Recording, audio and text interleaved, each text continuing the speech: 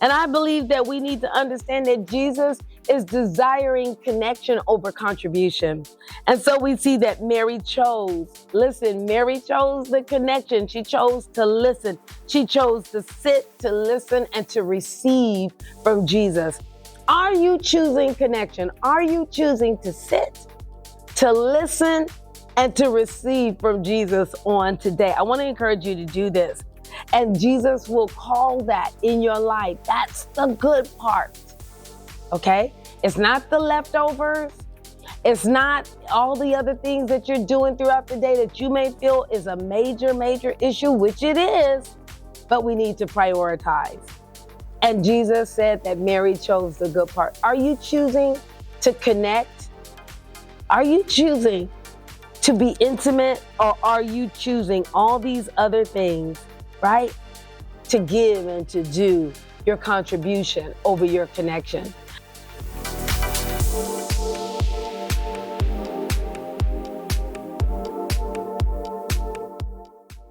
Hello, welcome to A Voice in the Darkness, and I'm your host, Gwendolyn Fourté.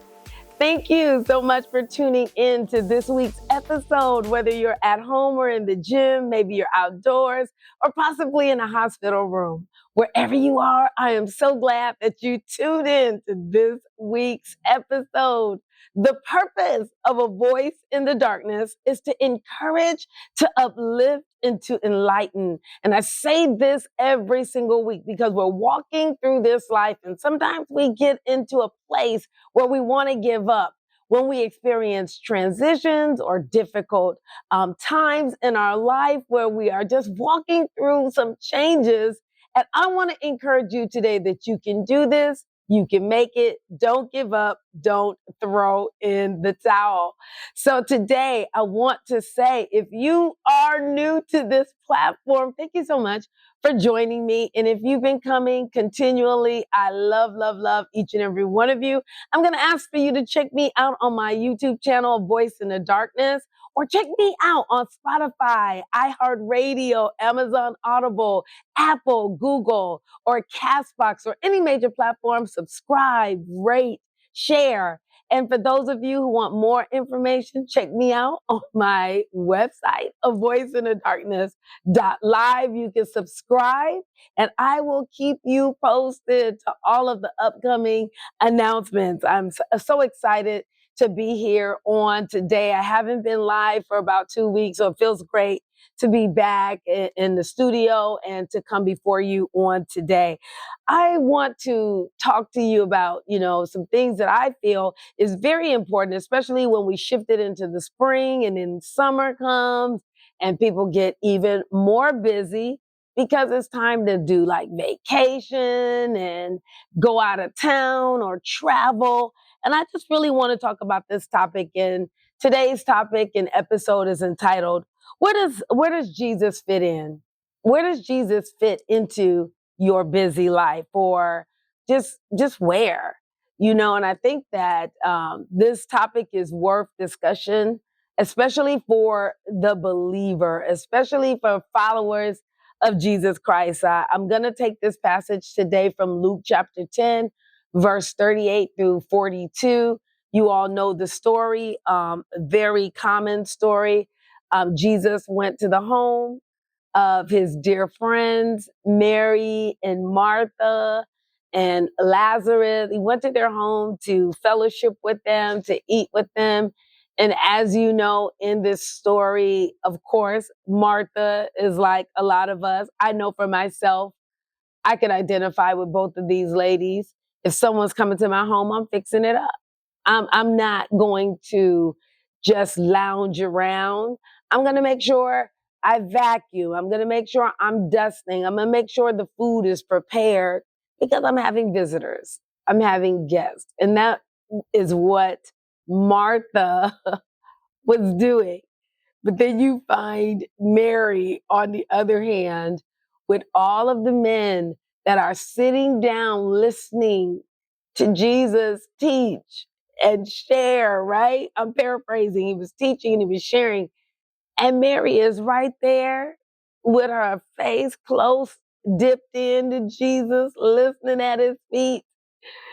And her sister is peeking out of that kitchen, probably like, if I could get that girl and wrap her by that headband, I would get her real good.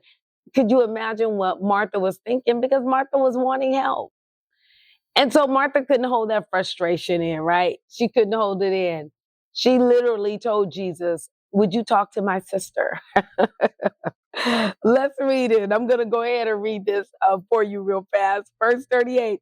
Now it happened as they went that he entered a certain village, and a certain woman named Martha welcomed him into her house.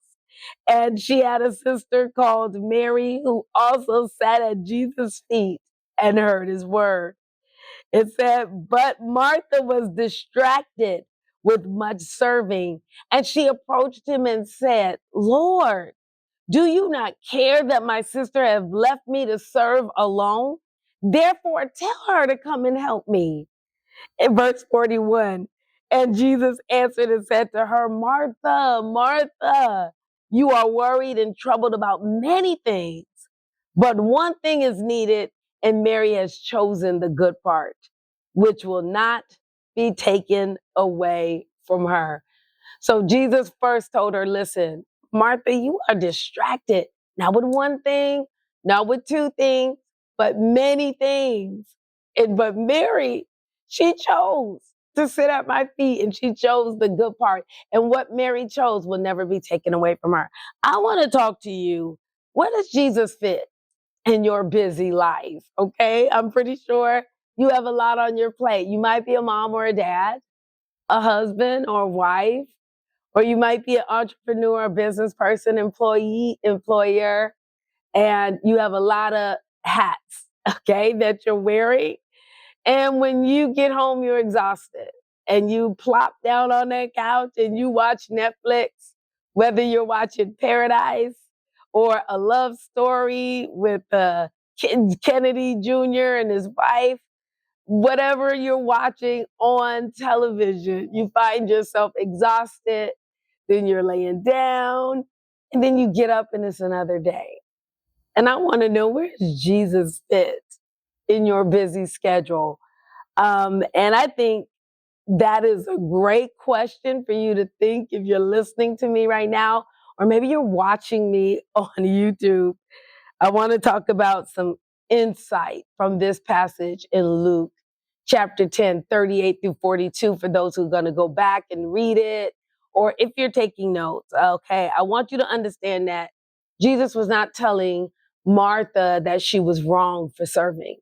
And I don't think that's an issue that the Lord has with any of us, that we're working, we're doing our job, we're serving other people in the church, we're doing all these things, okay? I don't think that's the problem. I think it's because she had a misplaced priority, okay? And I think I want to talk about that first. Having a misplaced priority, because busyness can distract us, okay? Busyness can distract us from what matters the most. And I think that is what Jesus was pointing out to Martha. And I believe he's pointing that out to many of us today. Are you distracted from what matters the most? What is priority in your life? Is it your family? Is it your spouse? Is it your job? Is it money? Is it the cares of this world? Martha was doing, listen to me, some good things. And maybe today you are doing a lot of good things, but you're missing God. But you're missing God. But you're missing putting Jesus first. Let me talk about some things that are some good things, but it can fill our lives where God is not even in it. Number one, ministry. Many of you maybe could be serving God in ministry, and you're thinking what you're doing for God equals your time with God. And it's just not so. Okay, it's just not so. As a full-time minister who's been working in the ministry for over 30 years, let me tell you, my God, not 30 years, 27 years. But let me tell you this. What I'm doing for God does not equal my time spent with him, because I am busy throughout the day. Yesterday morning, I got up, my husband and I, to go with one of our members of our church to bless their new business. And as soon as we made it home, we got a phone call that another member in our church needed to be rushed to ER. We immediately went there, got them to ER. We did not make it back home that night till maybe 8:30. And that was because we made it to the church late for prayer and made it to prayer 7:45. It was over at 8 and we made it home and we were exhausted. We were busy. Did that equate my personal time with God, or was that my service unto the Lord? And I would beg to differ with anyone that would say, that's your intimate time. No, that was my service unto the Lord. Did I find God throughout the day? Absolutely. I found him throughout the day, but I was serving. And then there's times where I get the opportunity to have that time, right? Personal time, intimate time, quality time in reading, in prayer, in sitting with the Lord before him, in his presence, hearing from him, being ministered to. Do I do that? Absolutely, because I need it. The same way we need food. I get up and I get coffee. And you may get up and drink coffee or energy drink and you grab a meal. And that's what you need. That's your nourishment. Well, I spend time with God and that's my nourishment. And I want you to understand that ministry cannot replace intimate time. Some good things also is family responsibilities, being a husband, being a wife, being a mom, being a dad. Yes, those are awesome things and you have a lot of responsibilities, but it cannot replace personal time that you need to have with the Father. What about work? Work, your job. You work at 9 to 5. I remember that song with Dolly Parton, working 9 to 5. Yeah, working 9 to 5. And you're doing your job, or maybe you're self-employed and you have a lot of work, especially school teachers who take work home. You're exhausted. My God, when do you find time for Jesus in your busy life? And then you're serving, like I said earlier. When do you find time? And I want you to understand that it's so easy to do all of these good things and neglect our time with Jesus. I want you to know the first thing that we need to be aware of is distractions. And that's what Jesus told Martha. He said, Martha, Martha, you're distracted and you're worried about many things.